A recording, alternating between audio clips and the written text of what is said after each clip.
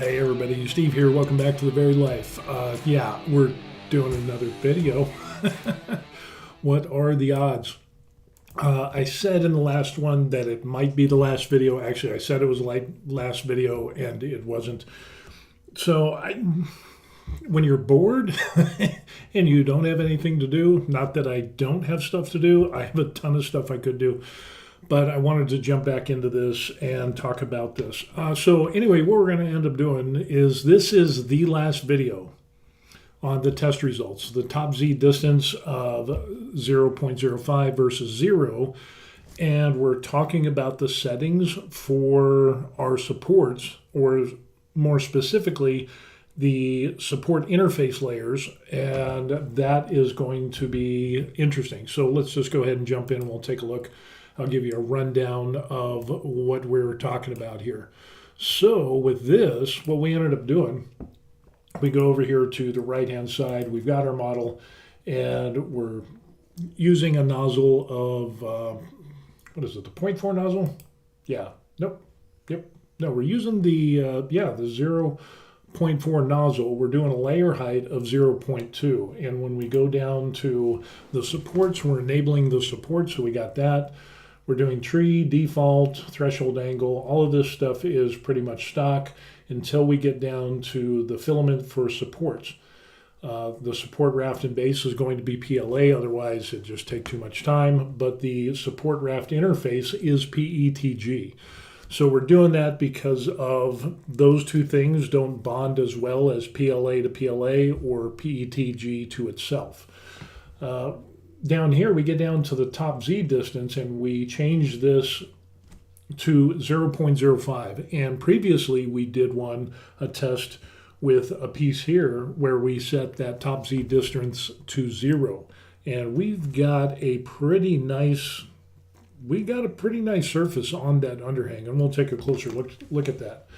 So with that, when we looked and compared at the stock setting of 0.2, it didn't turn out too well. So yeah, we're kind of in between the 0 and the 0.05, so that's why we changed that. And we go down here.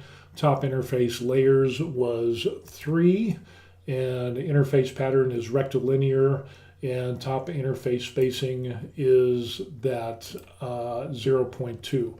So I think that was 0.5, and we changed it to 0.2. So here's our model that we can see, and as we get down here and we get a closer look, let's zoom in on this to get you all in here.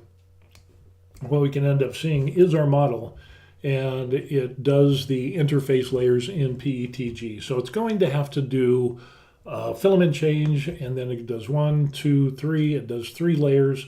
And with that, the PETG to PETG, it binds itself to itself really well.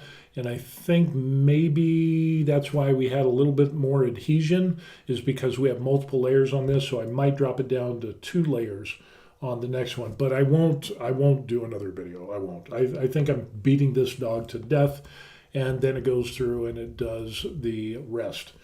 So those were the settings, and that was kind of what we ended up doing. So now what we're going to end up is we're going to go back, and through the massive cameras and swing arms and all kinds of cool stuff, we're going to take a closer look at, and here it is, the actual thing that printed out.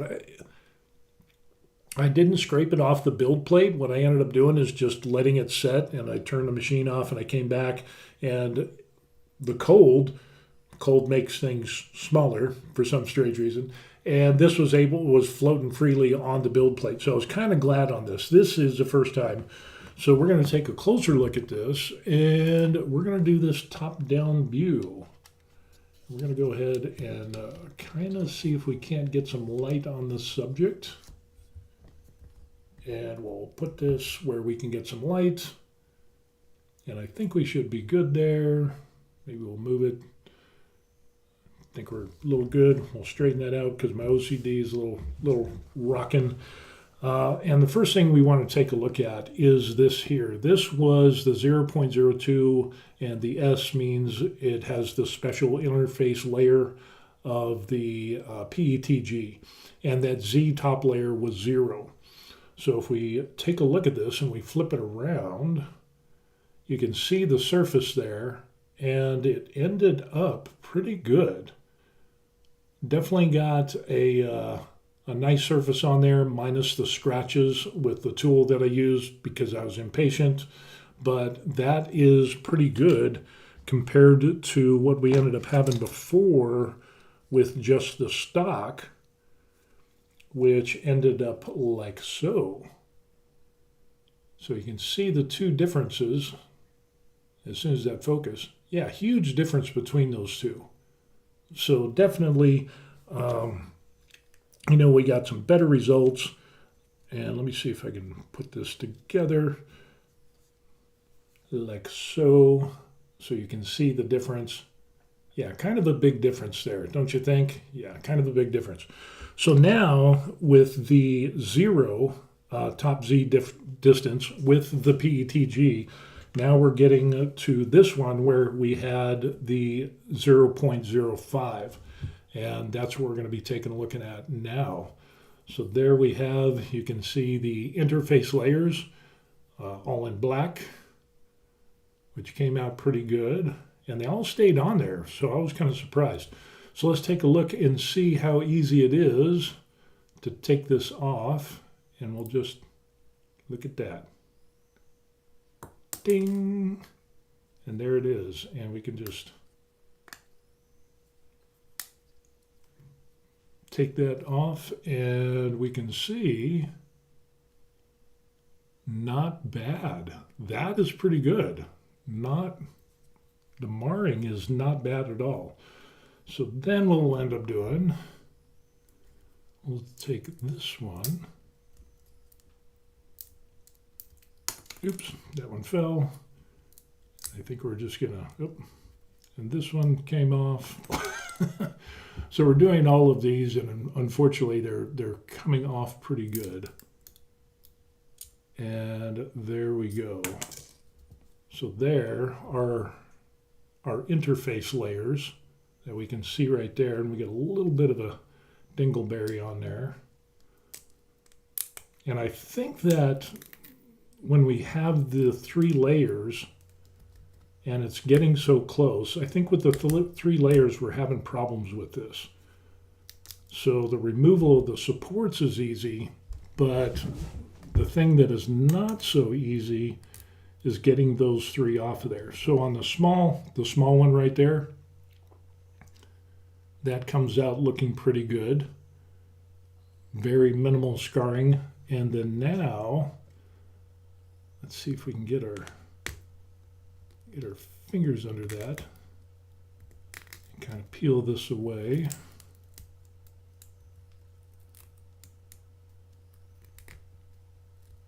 And we didn't have this much problem with the, I might need, you know what I might use? Is this right here. Of course I don't have my laser, my little thing here. We'll see if we can't get this in focus. Focus, please.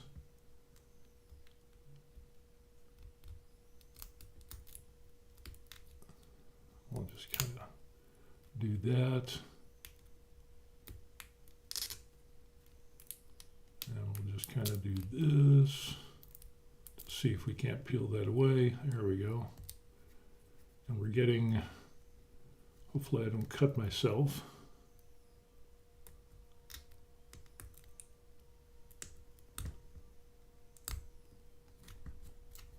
And there, we can end up, that's a pretty good surface layer as well. So yeah, nice, nice, nice. Not bad at all. So I guess what we're going to have to end up doing is basically just going through, and if you're doing these tests and following along or trying this out, you're going to have to come to a place of where you're just like, you know what, I'm going to have to bite the bullet, make a decision. I guess you could, just do tests until the cows come home. can, but I'm not too sure about doing the 3 layers for this. So maybe 2 or maybe even 1. We had good results with the 1 layer on this with the PETG support. So it came off really easy. I think with the added layers on this, what ended up happening is that it transferred more heat into the layers, and which ended up having more heat transferred to the model down below, and that's why we have a little bit more adhesion. Man, this is just, there we go. Kind of get that. I know this is like watching paint dry.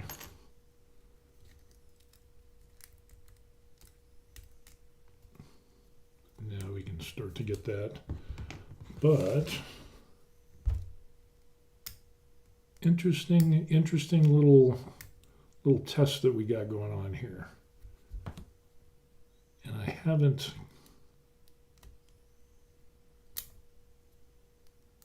skewered myself, so there's a bonus there.